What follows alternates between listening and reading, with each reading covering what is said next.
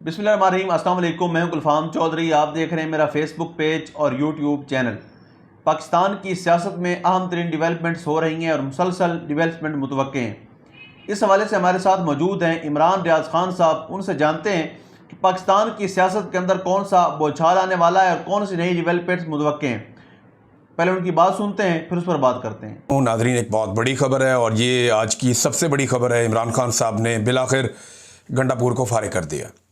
अली अमीन गंडापुर, जिनको इमरान खान साहब ने वज़ीर आला खैबर पख्तूनख्वा बनाया था, ये वाहिद सूबा है जहाँ पे पाकिस्तान तहरीक इंसाफ की हुकूमत थी और इमरान खान साहब ने अली अमीन गंडापुर को वज़ारत आला से हटने का हुक्म दे दिया और उनकी जगह पे पाकिस्तान तहरीक इंसाफ के एक यंग वर्कर हैं सुहेल अफरीदी, उन्हें नए वज़ीर आला के तौर पे नामज़द कर दिया है।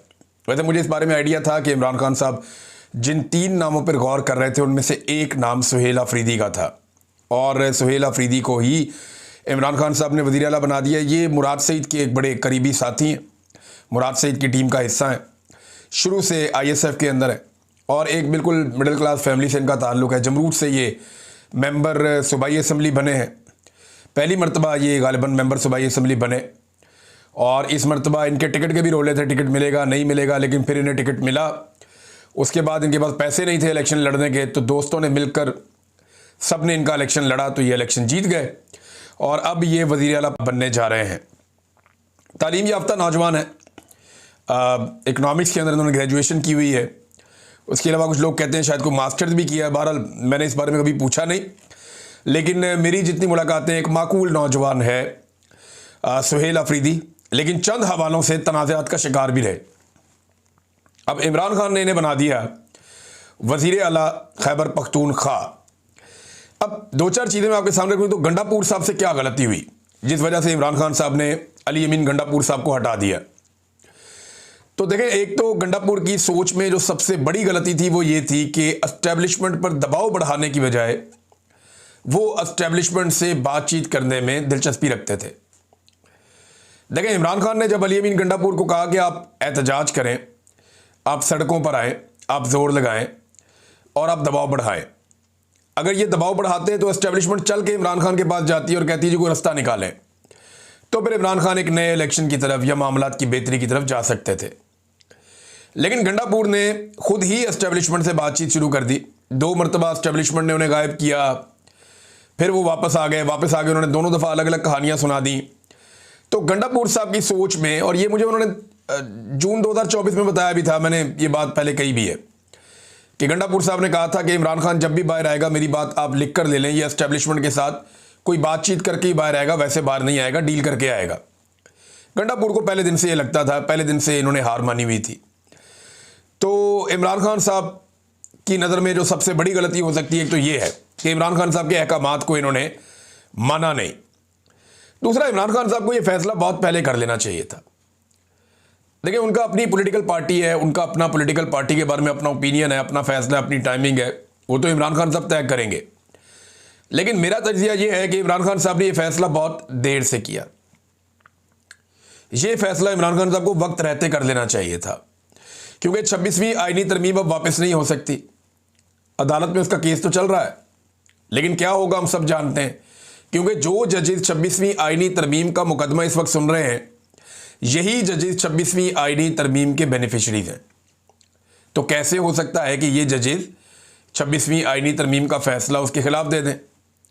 36 आईनी दरखास्तें आई हुई हैं और बल्कि होना तो ये चाहिए था कि ये जजेस सारे ख़त्म कर देते मामला और उन 16 जजेस को ये मुकदमा दे दिया जाता जो 26वीं आईनी तरमीम के बेनिफिशरी नहीं थे, उससे पहले वहाँ मौजूद थे।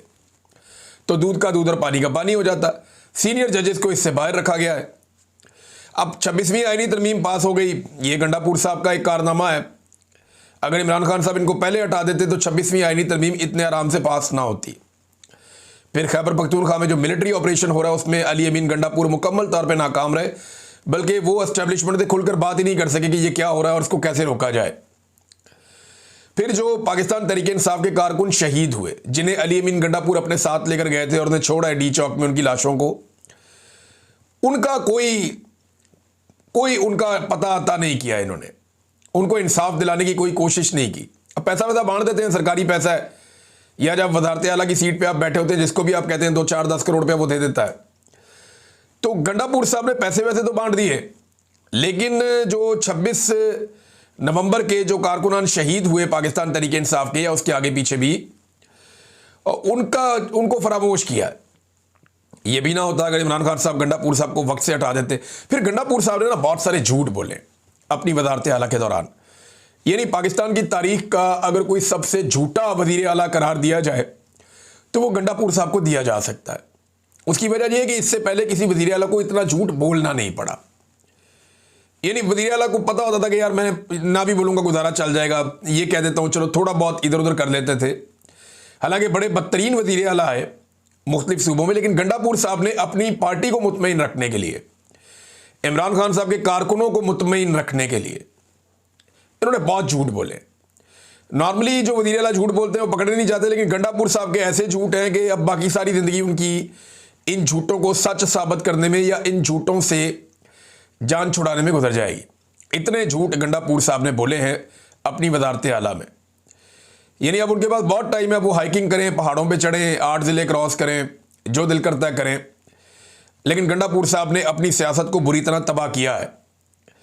अब देखना यह है कि अली अमीन गंडापुर शेर अफजल खान मरवत बनेंगे, उस्मान बुज़दार बनेंगे, परवेज़ खटक बनेंगे, महमूद खान बनेंगे या फ़याज़ुल हसन चौहान बनेंगे। देखना यह है कि अली अमीन गंडापुर साहब मुस्तकबिल में क्या बनना पसंद करेंगे। इनके बड़े अच्छे ताल्लुकात थे एस्टेब्लिशमेंट से। जिस वक्त ये खबर आई तो फौरी तौर पे एक भूचाल मच गया। अभी मैं आपको बताता हूँ नया वज़ीर आला कौन आ रहा है और इसके क्या इम्तिहान क्या होंगे इसके बड़े, और कौन सी चीज़ें हैं जो इसके सामने आकर खड़ी हो जाएंगी। और इज़्ज़त और ज़िल्लत का फैसला तो मेरा रब करता है, लेकिन कुछ चीज़ें हैं जो इसके गले पड़ेंगी। अब मामला यह है कि गंडापुर साहब ने जो कुछ किया इस 1.5 साल में, उसने पाकिस्तान तहरीक इंसाफ को और इमरान खान साहब को बहुत ज़्यादा नुकसान पहुंचाया। आज से 3 महीने पहले गंडापुर ने एक स्टेटमेंट दिया था और उस स्टेटमेंट में गंडापुर ने कहा था जी कि 3 महीने में अगर इमरान खान को रिहा ना करवा पाया तो मैं ये बता देता हूं कि फिर उसके बाद सियासत छोड़ दूंगा या हम सियासत छोड़ देंगे। अभी 3 महीने पूरा होने में 1 दिन बाकी था। जरा सुन ले क्या कहा था गंडापुर ने। दिन का आगाज हो गया है, या हम सियासत छोड़ेंगे और या इमरान खान को रिहा करवाएंगे। ठीक है जी, 90 दिन का आगाज हो गया है, या सियासत छोड़ेंगे या इमरान खान को आज़ाद करवाएंगे। अभी 1 दिन बाकी था, लेकिन जब आदमी जेल में बंद होता है ना तो दिन ऊपर नीचे हो ही जाते हैं। मैं क्योंकि इससे गुजरा हूं, मुझे आइडिया है। तो खान साहब ने 1 दिन पहले अली अमीन गंडापुर साहब से जान छुड़ा ली।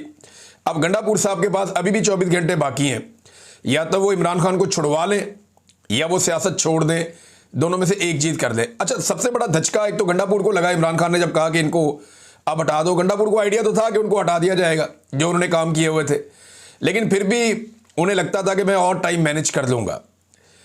लेकिन एस्टेब्लिशमेंट को बहुत बड़ा धचका लगा। एस्टेब्लिशमेंट ने पाकिस्तान के टीवी चैनल्स के ऊपर खबरें चलवाई कि नहीं नहीं ऐसा कुछ नहीं हुआ, अभी कोई फैसला नहीं हुआ, ये खबर गलत है। बाकायदा एस्टेब्लिशमेंट में एजेंसियों के सीनियर ऑफिसर्स ने कॉल करके दबाव डलवा के अपने लोगों के जरिए से मीडिया के ऊपर खबरें चलवाई। जी बिल्कुल, जिस तरह से आपने सुना, इमरान रियाज खान साहब ने पाकिस्तान की सियासत में अहम तरीन डेवलपमेंट्स हमारे सामने रखी और उन्होंने बताया कि पाकिस्तान की सियासत में कितनी बड़ी तब्दीलियाँ मज़ीद मुतवक्के हैं।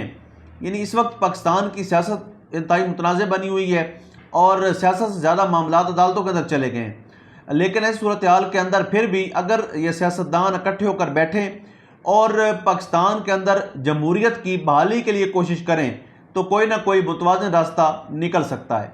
अल्लाह पाक वतन अजीज़ का हामी और नासिर हो। पाकिस्तान जिंदाबाद।